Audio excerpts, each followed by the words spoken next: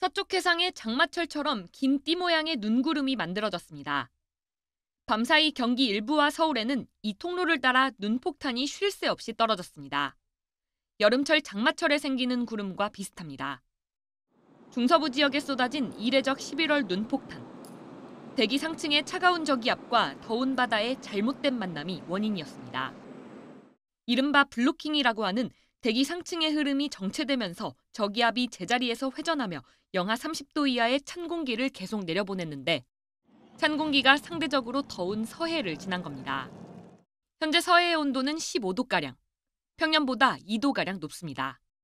온도차가 클수록 구름이 강하게 발달하는데 찬 공기가 따뜻한 서해를 지나면서 수증기를 계속 공급받아 강력한 눈구름을 만들어 엄청난 눈을 쏟아낸 겁니다.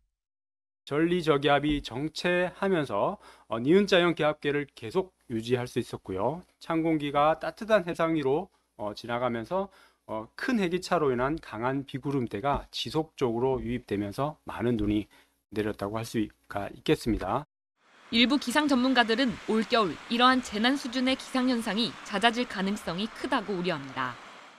요즘엔 저 뉴 노멀이라고 하잖아요. 그러니까 네. 이제 예전에 있던 어떤 기준으로 날씨를 해석할 수가 없는 거죠.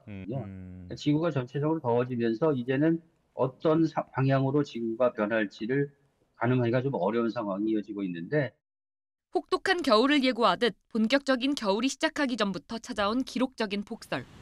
기후위기 속 재난에 대한 대비책뿐 아니라 더욱 뜨거워지는 지구를 막기 위한 적극적인 행동이 시급합니다. YTN 김민경입니다. 도심이 새하얀 겨울왕국으로 변했습니다. 첫눈부터 10cm를 훌쩍 뛰어넘으며 전례 없던 11월 대설을 기록하더니 지난 밤사이 10cm 이상의 폭설이 더해져 더욱 이례적인 상황을 연출한 겁니다. 이틀 동안 서울 송월동에서 관측한 공식 적설량은 28.6cm.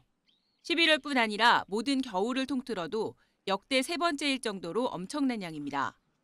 수원에는 43cm에 달하는 눈이 내렸는데 1964년 기상 관측을 시작한 이래 가장 많은 눈으로 기록됐습니다. 용인 처인구는 무려 47.5cm로 50cm에 육박하는 눈이 쌓였고 서울 관악구 41.6cm, 광주 송정동 43.7cm, 군포 금정동 43.1cm 등 경기 남부와 서울 남부권 곳곳에서 40cm를 훌쩍 뛰어넘는 적설량을 기록했습니다. 전문가들은 해안이 아닌 중부 내륙에 내린 눈으로는 200년 만에 한 번 내릴 만한 빈도라고 분석했습니다. 중부지방 관측 지역들은 다 최고 기록으로서 다 갱신할 만큼 엄청난 눈이 내렸는데요. 이런 정도의 폭설은 제가 볼 때 한 200년 만에 한 번 정도 내릴 수 있는 그런 빈도가 아닌가 그렇게 봅니다. 이런 역대급 폭설은 다행히 고비를 넘긴 것으로 보입니다. 차츰 눈이 그치며 내륙의 대설특보는 모두 해제됐고 주 후반에는 충청과 호남, 제주도 지역으로 눈이나 비가 이어질 전망입니다. 다만 오늘 오후부터 밤 사이에는 서해안의 눈이 바람을 타고 내륙으로 조금 더 유입되면서 1에서 5cm의 눈이 예상됩니다. 양이 많진 않지만 추위 속에 빙판길 대비가 필요합니다. 12월이 시작하는 일요일과 월요일 사이에는 또다시 비나 눈구름의 영향을 받을 수 있어 본격적인 겨울의 시작도 궂은 날씨로 출발할 가능성이 큽니다. YTN 정혜윤입니다. 우리가 흔히 알고 있는 날렵한 별 모양 눈송이는 보통 영하 10도에서 영하 20도 사이에 만들어지는 가볍고 건조한 눈, 건설입니다. 영하 10도 이상의 비교적 덜 추운 날씨에 생기는 젖은 눈, 습설은 눈 결정에 수증기가 엉겨붙어 뚱뚱해진 형태입니다. 보통 비로 1mm 내릴 것이 눈으로 오면 1.5cm 정도가 되는데 기온이 0도에 가까웠던 어제 내린 눈은 강수량 1mm당 눈이 1cm도 되지 않는 습설이었습니다. 기온에 따라서 이 두 개가 조금 나뉜다고 볼 수가 있겠는데요. 27일 날 같은 경우에는 기온이 조금 높았죠. 그렇기 때문에 수 상당량 비가 10 이하 정도였고요. 습설은 건설보다 훨씬 무겁습니다. 1제곱미터 넓이에 눈이 1m 쌓일 경우 건설은 150kg 정도지만 습설 무게는 그 2배가 넘습니다. 비닐하우스에 습설 50cm가 쌓이면 무게가 최대 30톤에 달합니다. 15톤 트럭 2대 또는 1톤짜리 전봇대 30개가 올라가 있는 셈입니다. 건설 같은 경우 그냥 빗자루로 쓸으면 다 쓸려 나가는데 습설 같은 경우는 그대로 다 남아 있거든요. 그래서 지붕이라든가 비닐하우스에서도 이 눈을 제거하기가 굉장히 어렵습니다. 굉장히 무게도 무겁고 잘 뭉쳐지고 또 뭉쳐졌다가 하부에서 녹거든요. 녹으면 그대로 얼어붙는 특징이 있습니다. 지난 2022년 전라북도에서 젖은 눈이 60cm 이상 쌓여 비닐하우스가 무너지는 등 피해가 잇따르자 기상청은 지난해 12월부터 눈무게 예보를 도입했습니다. 이번 눈은 그동안 폭설이 잦아 눈 무게 예보가 먼저 도입된 호남이나 강원, 경북 동해안을 비껴나 수도권과 충청 내륙에 집중됐지만 기상청은 여러 차례 무거운 눈을 강조하며 눈무게를 예보에 포함했습니다. YTN 장하영입니다. 117년 만에 11월 폭설. 첫 번째 원인은 그 어느 때보다 뜨거운 바다입니다. 현재 서해 수온은 13도에서 15도로 평년보다 2도 정도 높습니다. 올여름 지구온난화로 한반도 주변 바다는 역대 최고 온도를 찍었는데 뜨겁게 데워진 바다가 초겨울까지 식지 않은 겁니다. 여전히 뜨거운 바다 위를 매우 찬 공기가 덮쳤습니다. 10km 상공에 있는 상층의 제트기류에서 분리된 전리 저기압이 반시계 방향으로 돌면서 찬 공기를 지상으로 끌어내린 겁니다. 1.5km 상공과 바다의 온도차는 25도 넘게 벌어졌습니다. 서해가 공급한 열과 수증기가 찬 공기와 만나면서 서울을 비롯한 수도권에 주기적으로 눈 폭탄을 뿌렸습니다. 한반도 북쪽에 자리 잡은 전리 저기압은 오늘까지 머무르며 눈구름을 끌어들일 예정입니다. 현재 서해상의 해수면 온도가 평년 대비 높은 상태로 눈구름이 강하게 발달하였고 기온도 영하권으로 내려가면서 같은 강수량에도 적설 효율이 좋아 더 많은 눈이 내릴 것으로 예상됩니다. 이례적인 열대야와 9월 늦더위에 이은 이례적인 11월 폭설까지 모두 역대 가장 뜨거운 한반도 주변 바다가 불러온 날씨입니다. YTN 장하영입니다. 네, 11월의 이례적인 폭설, 이번에는 김진두 YTN 기상재난 전문 기자와 함께 알아보도록 하겠습니다. 어서 오세요. 안녕하세요. 네, 어제 오늘 11월로 따지면 역대급 폭설 맞는 거죠? 저도 이런 눈 처음 봤습니다. 예. 12월도 이런 눈을 보기가 상당히 어려운데 11월에 이런 눈이 내리는 것은 제가 보기에는 기상 관측 사상 처음입니다. 실제로 기록을 보면 서울 같은 경우에도 일부 많은 지역은 40cm가 넘었고요. 예. 경기 남부 지역에 어제 밤사이 많이 내렸습니다. 많은 곳은 50cm, 또 수원 같은 경우에도 40cm가 넘었고 인천도 25.7cm의 눈이 왔거든요.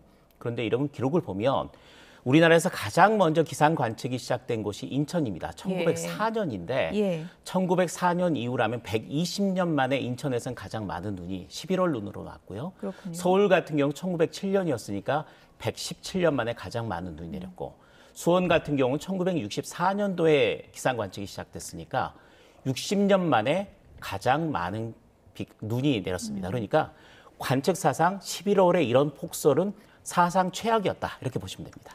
기록적인 폭설 때문에 경기도가 12년 만에 비상단계 3단계를 그렇죠. 발령했다고 하는데 이건 어느 정도 수준입니까? 기본적으로 그 눈으로 인해서 비상단계가 이렇게 내려지는 게 그렇게 많지는 않습니다. 예. 특히 서울 같은 경우에 눈이 20cm 넘고 또 40cm 눈이 내리는 것은 극히 이례적입니다. 네. 눈의 양도 그렇습니다. 그러니까 기본적으로 제설 작업을 하기 위해서 일부 동원되는 것이 아니라 3단계까지 발령된다는 것은 모든 가용할 수 있는 자원, 인력이 총동원되는 상황입니다. 그러니까 이런 상황에 눈을 보기 상당히 어렵고 서울 같은 경우나 이 수도권 같은 경우에 특히 이런 현상이 나타난 것은 극히 이례적이다.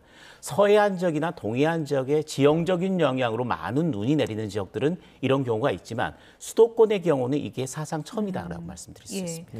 기상청에서 폭설 예보는 계속해서 이제 눈이 올 거다라는 건 알고 네. 있었는데 이번에 적설량은 많이 빗나간 거죠? 적설이 처음 예보는 예. 10cm 이상의 예보를 냈습니다. 10cm 이상의 예보를 냈다는 것은 대설주의보 이상의 많은 눈이 올 것이다라는 걸 예고를 한 거거든요. 예. 그런데 실제로 내린 거는 20cm가 넘었습니다. 20cm가 넘는다는 건 대설경보 수준의 눈이 내린 겁니다. 그런데 비와 다르게 눈은 예보하기가 상당히 어렵습니다. 1mm의 비가 내린다면 10배를 해서 1cm의 눈이 내리는 거나 똑같습니다. 그러니까 1mm의 비가 1cm의 눈이 되는 거고요. 10mm의 비가 10cm의 눈이 되는 겁니다. 그렇다는 거는 눈 조각이 어느 정도 위치에서 어떻게 지나가느냐에 따라서 또 어느 정도 형태의 눈 구름이 지나가느냐에 따라서 적설량이 5에서 10cm 정도는 왔다 갔다 할 수 있다라는 이야기입니다. 따라서 10cm 이상의 예보를 냈다라는 것 자체가 기상청은 큰 눈이 올 것이니 대비하십시오라고 워닝을 준 거고요. 그 이후의 상황에 따라서 계속 적설량을 늘려가면서 현재 상황까지 온 거다. 이렇게 말씀드릴 수 있습니다. 서울 안에서도 그 지역별로 그 적설량의 차이가 상당히 많이 났다고 하는데 뭐 이런 현상이 발생한 이유는 뭡니까? 눈 조각이 들어오면서 눈을 뿌리고 지나갔을 수도 있고요. 오면서 조금 더 발달하다 이 지역은 안 내리고 다음 지역에서 내릴 수 있고요. 그러니까 눈 구름에 어느 정도의 눈을 포함하고 있는 눈 구름이라면 옮겨 다니면서 눈을 뿌리고 또 이때는 바람도 동반합니다. 강한 바람을 동반해서 생각을 해보세요. 위에서 비가 내리는 것과 다르게 눈이 내리면 날립니다. 그렇죠. 바람에 따라서 날리는 상황이 되기 때문에 이 지역에 눈구름이 지나간다고 해서 바로 아래 지역에서 눈이 내리는 게 아니라 옆 지역이 눈이 내린다. 바람이 많을수록 그렇죠. 바람이 강할수록 내리는 지역도 달라지기 때문에 이 적설량도 같은 서울시 내에서라도 굉장히 많은 차이를 보였고 특히 서쪽보다는 동쪽에 더 많은 눈이 왔습니다. 사실 저는 오늘 아침에 좀 출근하면서 긴장을 많이 했었는데 기온 많이 내려간다 그래서 땅이 꽝꽝 올 줄 알았거든요. 근데 생각보다 온도는 많이 안 떨어진 건가요? 이번 눈의 특징이 무거운 눈이라고 이야기를 하지 않습니까? 습설이라고 이야기를 하고 습설이라고 하면 습기를 많이 포함한 눈입니다. 근데 습기를 아주 많이 포함한 눈의 특징은 굉장히 시설물 피해가 많이 납니다. 아마 출근하면서 보셨을 텐데 나무가 가지가 축축 늘어진 모습을 보셨을 겁니다. 그만큼 눈이 무겁기 때문에 그런 현상이 나타난 거고 전신주가 부러지거나 시설물 피해가 난 것도 그런 이유라고 볼 수 있거든요. 이런 습설은 아주 습기를 많이 포함하기 위해서는 온도가 아주 낮으면 안 됩니다. 그러니까 영하 10도 이하로 떨어진 상태에서 습설이 만들어지지 않고 영하 10도 위, 그러니까 적어도 한 0도 근처에서 이런 무거운 습설이 많이 만들어지는데 이번이 딱 그런 경우였습니다. 그러니까 굉장히 많은 눈이 내리고 오랫동안 지속이 되면서 무거운 눈이 내리면서 피해가 컸는데 한 가지 다행인 건 이렇게 피해가 컸으면서 한 가지 다행인 건 아주 온도가 낮지 않았기 때문에 0도 근처에서 기온이 머물렀기 때문에 내린 눈이 녹아서 꽁꽁 얼어붙는 정말 빙판길로 변하는 최악의 교통대란은 피할 수 있었다. 그게 온도 때문이라고 말씀드릴 수 있습니다. 5도만 더 낮았어도 상황이 달랐겠네요. 그러면 아마 제설 작업으로도 어려웠을 거고요. 또 이면도로 같은 경우는 거의 완벽한 빙판으로 변하기 때문에 피해가 훨씬 컸을 겁니다. 이 습설이라는 게 아무래도 습기를 머금고 있어서 더 무겁다고 말씀해 주셨잖아요. 그러면 이 건설보다 습설일 때 피해가 더 클 수도 있겠네요. 우선 일반적인 눈의 무게가요. 생각보다 굉장히 무겁습니다. 생각을 해보시죠. 1m, 1m, 가로 1m, 세로 1m 공간에 1cm의 눈이 쌓이면 그 무게가 얼마 정도 될 것 같습니까? 그냥 가벼울 것 같긴 한데. 한 3km 정도 됩니다. 그러니까 1m, 1m 공간에 1cm의 눈이 쌓이면 그게 3km 정도가 되는데요. 3kg. 보시죠. 2m 폭에 길이가 10m 정도 되는데 10cm의 눈이 쌓이면 600km가 됩니다. 600kg이 됩니다. 그러니까 600kg의 눈이 쌓이게 된다면 그 무게를 생각해 보시죠. 이게 보는 거랑 정말 다른 거예요. 정말 다릅니다. 그러니까 굉장히 많은 눈이 왔을 때 제가 말씀드린 10cm의 눈이 왔다고 말씀드렸잖아요. 서울에 20cm 눈이 왔습니다. 강원 산가는 30cm가 넘고 용인 지역은 50cm의 눈이 왔습니다.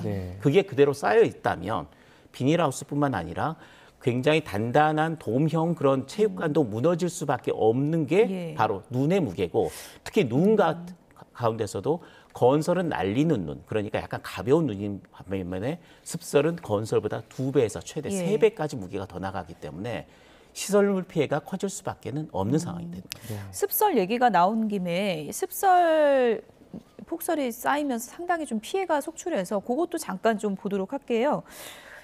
경기도 평택의 한 골프장에서는 철제 그물이 아예 무너졌다 그러거든요. 그러니까 조금 전에 무게가 실제로 얼마나 나갔는지 설명을 해주셨는데 철제 그물이 무너질 정도의 무게인 거예요? 그렇죠. 철제 그물 같은 게 골프장을 가보시면 알겠지만 기본적으로 그 축이 있고요. 축 위에 그물들을 배치하는 그런 형태가 되는 건데 그 위에 평택 같은 경우도 용인과 근처지 않습니까? 예. 적어도 40cm가 넘는 눈이 내렸을 겁니다. 아까 제가 말씀드렸듯이 10cm의 눈이었거든요. 그게 600km였습니다. 그런데 보시죠. 골프장 굉장히 넓지 않습니까? 그렇죠. 넓고 약간 처져 있잖아요. 예. 그 많은 눈들이 쌓이면서 한 군데로 몰렸다고 생각해 보십시오. 몇 톤의 무게가 누르기 때문에 그렇군요. 붕괴할 수밖에 없는 그런 상황이 되는 예. 겁니다. 네. 농가 같은 경우에 비닐하우스도 뭐 겨울철에 상당히 많이 이렇게 운영을 하지 않습니까? 네. 그런 피해들도 상당할 수 있겠네요. 그렇습니다. 이 겨울철이면 우리가 보는 게 보통 서해안과 동해안의 대설, 폭설, 뭐 눈폭탄 이런 이야기를 많이 들어보셨을 예. 거고 그런 현상이 나타날 때 가장 많은 피해를 입는 농가가 바로 비닐하우스 농가입니다. 네. 눈이 쌓이면 눈을 제대로 채워주지 않으면 아까 말씀드렸던 그런 무게, 서해안과 동해안은 대부분의 눈이 해상에서 들어온 눈이기 때문에 습설입니다. 그 무게가 내리노르기 때문에 비닐하우스 피해가 굉장히 많이 날 수밖에 없는 상황이거든요. 다행히 이번 눈도 마찬가지입니다. 아까 말씀드렸듯이 가벼운 눈이 아니라 습기를 잔뜩 머금은 무거운 눈이 내려왔고 또 일부 고지대 같은 경우 녹지 않은 상태이기 때문에 계속해서 쌓이게 되면 예. 시설물 피해로 이어질 수밖에 없고 그런 시설물 피해와 연관해서 인명피해까지 난 것으로 보여집니다. 습설인 경우에는 이런 뭐 축사나 비닐하우스 혹은 뭐 축대 같은 것을 철저하게 점검해야 된다는 걸 이번 그 피해 상황을 보고 한번 또 기억을 해주시면 좋을 것 같고요. 네, 그렇습니다. 왜 이렇게 많이 왔는가 이제 원인을 좀 들여다봐야 될 텐데 일종의 무슨 블로킹 현상 때문이라는 얘기도 있던데 어떤 얘기인가요? 이게 세 가지 약재가 겹쳤습니다.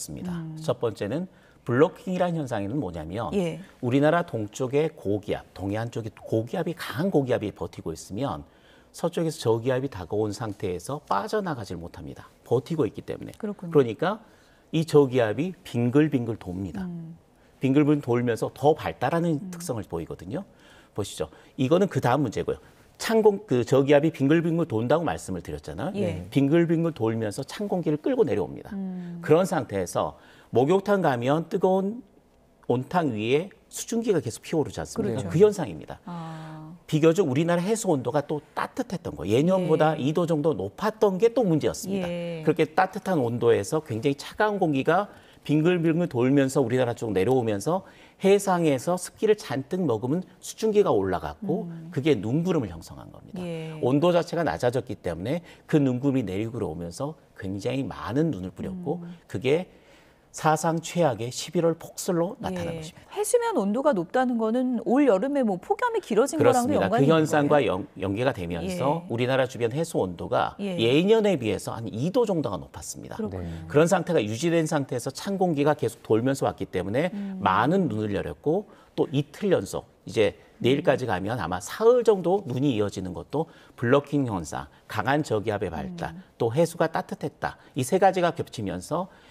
유례 없는 11월 폭설로 이어진 예. 것입니다. 다음 주에 네. 그러니까 눈이 이제 잠깐 내리다 그친 다음에 다음 주 정도에 눈이 다시 온다는 그런 예보도 네, 있는데 다음 주 화요일 정도쯤 눈이 한 차례 정도 더 예고가 돼 있습니다. 네, 그 말씀해주신 뭐 블로킹 현상과도 이게 관련이 있나요? 이제는 블로킹 현상이 사라집니다. 네. 이제 내일 정도가 되면 블로킹 현상이 사라지면서 기압기가 정상을 되찾고 또 온도 자체도 조금씩 오를 겁니다. 그런 상황인데 다음 주에 또 한 차례 저기압이 통과하는데 겨울철에 보기 드물게 좀 강한 저기압이 통과합니다. 네. 이렇게 강한 저기압이 통과하면 또 폭설 아니냐라는 우려가 있을 텐데 다행스럽게 다음 주에는 온도가 영상권입니다. 따라서 중부지방의 경우, 내륙지방의 경우는 대부분 눈이 아닌 비로 내릴 거고 산간 지역 같은 경우 온도가 낮기 때문에 눈으로 내릴 텐데 그렇게 쌓인 눈은 상당히 많을 겁니다. 그러니까 겨울비치고는 많은 양이 내리고 겨울 눈으로도 좀 제법 많은 양이 내리지만 내륙 지역은 대부분 비로 내릴 것이다. 예. 또 다행스러운 거는 이동이 빠릅니다. 블로킹 현상이 없기 때문에 네. 반나절 정도 되면 확 지나가면서 그렇게 지속 시간이 길지 않기 때문에 큰 피해는 없을 것으로 예상됩니다. 네. 이렇게 폭설 내리니까 이제 본격적인 겨울로 가나 보다 하는 분들 많으실 것 같은데 네네. 일단 곧 12월이 접어드는 거잖아요. 강추위는 당장은 오진 않는 건가요? 당장은 없습니다. 예. 아침 기온을 보니까 영하 1, 2도 정도 서울 기준으로요. 낮 기온도 영상으로 오른 상태이기 때문에 예년의 겨울 날씨보다 조금 더 온화한 날씨 정도 수준이 될 것 같고 당분간은 한파라고 부를 만한 큰 강추위는 없는 상황입니다. 지금 보시면 기온이 나오고 있는데 서울 기온 같은 경우는 영하 4도, 영하 2도, 뭐 0도까지도 나타나고요. 낮 기온 같은 경우 대부분 영상권이기 때문에 큰 추위다, 한파라고 부를 만한 추위는 당분간은 없습니다. 네. 얼마 전에 기상청 그 날씨 예보를 보면 평년보다 조금 뭐 더 춥다거나 따뜻하거나 이런 전망들이 조금 엇갈리는 부분이 있거든요. 엇갈리지는 않습니다. 네네. 기본적으로 겨울철 이번 겨울 날씨가 예년보다는 다소 온화한 수준으로 포근한 수준의 날씨가 될 가능성은 높아 보입니다. 왜냐하면 라니냐 현상이 나타나면서 겨울 자체 기온 자체는 예년보다 좀 높을 가능성이 있는데 문제는 우리는 지금 온난화의 시대에 살고 있습니다. 온난화의 영향이 뭐냐면 북극에 있는 한기가 겨울철에 내려올 수 있다는 이야기입니다. 온난화지만 한번 추위가 내려왔을 때는 북극에 갇혀있던 한기가 내려왔을 때 한파가 왔을 때는 예년에 볼 수 없었던 굉장히 강력한 한파가 찾아올 수 있다는 이야기입니다. 그러니까 예년보다 포근한 날씨가 굉장히 길게 이어지다가 갑자기 한기가 내려왔을 때는 그 상대적인 온도차가 굉장히 심해집니다. 그러니까 이번 겨울에는 올해는 별로 그렇게 큰 추위 없네? 그렇게 춥지 않네? 이렇게 하다가 갑자기 한파가 한두 차례 정도 몰려왔을 때 굉장히 심한 한파를 느끼면서 상대적으로 느끼는 추위의 강도가 좀 더 심할 것이다. 이런 정도의 날씨라고 보시면 됩니다. 예. 끝으로 지금 뭐 폭설 피해 입으신 분들도 많고 또 지금 뭐 길도 엉망인 곳이 많고 네네. 차에 또 눈도 많이 쌓여 있기 때문에 이제 폭설 이후에 개인적으로 좀 조심해야 되는 부분들이 있잖아요. 그 부분 끝으로 좀 짚어주시죠. 지금 눈이 어제는 수도권과 서울, 경기도의 동북부 쪽이 많이 내렸습니다. 근데 밤 사이에는 눈구름이 약간 남쪽으로 내려가면서 경기 남부 충청 지역을 중심으로 폭설이 쏟아졌거든요. 이제 눈의 강도는 조금씩 약화될 겁니다. 그리고 밤 사이에 조금 더 내리다가 내일은 서해안 쪽에만 일부 내리고 눈은 그쳐갈 겁니다. 근데 문제가 뭐냐면 지금 이미 많은 눈이 내렸고 기온이 영상이었기에 다행인데 내일 아침엔 서울 기온이 영하 4도입니다. 그렇다면 제설 작업이 이루어진 곳 같은 경우 또 차량 운행이 많은 곳 같은 경우는 도로가 마르겠지만 차량 운행이 뜸한 지역이나 또는 이면도로 같은 경우에는 녹았다가 그게 얼어붙을 가능성이 높습니다. 상당히 얼어붙게 된다면 문제가 생기는 게 뭐냐면 도로 위 살얼음이 생깁니다. 그러니까 도로의 색깔은 검은색이기 때문에 그 위에 얼음이 생기면 보이질 않습니다. 얼음이 생겼는지 안 생겼는지. 과거에는 블랙 아이스라고 불렀던 그 현상이 똑같이 나타난 겁니다. 도로의 살얼음이 나타난 경우에는 미끄러지기 전까지는 도로의 살얼음이 있는지 없는지 모릅니다. 굉장히 주의하셔야 되겠고요. 그와 동시에 낙상 사고에 대한 주의도 필요해 보입니다. 눈 그치고 나면 바로 방심하는 분들 많은데 그렇습니다. 내일 아침 출근기도 굉장히 조심하셔야 된다는 거 기억해 주시기 바랍니다. 지금까지 김진두 YTN 기상재난 전문 기자였습니다. 고맙습니다. 고맙습니다. 30도를 넘는 폭염과 열대야가 추석까지 이어지고 11월에는 하순에도 고온으로 봄꽃이 꽃망울을 터뜨렸습니다. 호우도 내렸다 하면 시간당 100mm 이상. 우리나라에 직접 영향은 없었지만 먼 남해상에는 사상 처음으로 11월에 4개의 태풍이 동시에 발생해 북상하기도 했습니다. 모두 뜨거운 바다가 만들어낸 기상 이변들입니다. 최근 한반도 주변 바다 온도는 지난 100년 사이 1.5도 상승했는데 전 세계 평균보다 2.5배나 높습니다. 펄펄 끓는 바다는 대기 중의 수증기량을 증가시켜 열대야와 극한호우 등 특이한 날씨 현상을 만듭니다. 한반도 바닷물이 40년 동안 약 2도에 육박할 정도로 굉장히 빠르게 온도가 상승하고 있고요.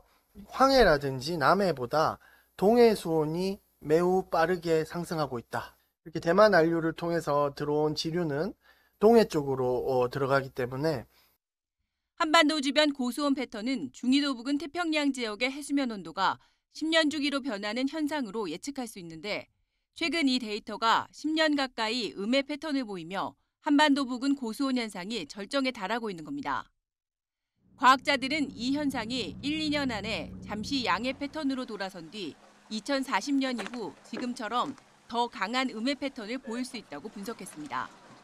더욱 심한 기상이변이 발생할 수 있다는 얘기입니다.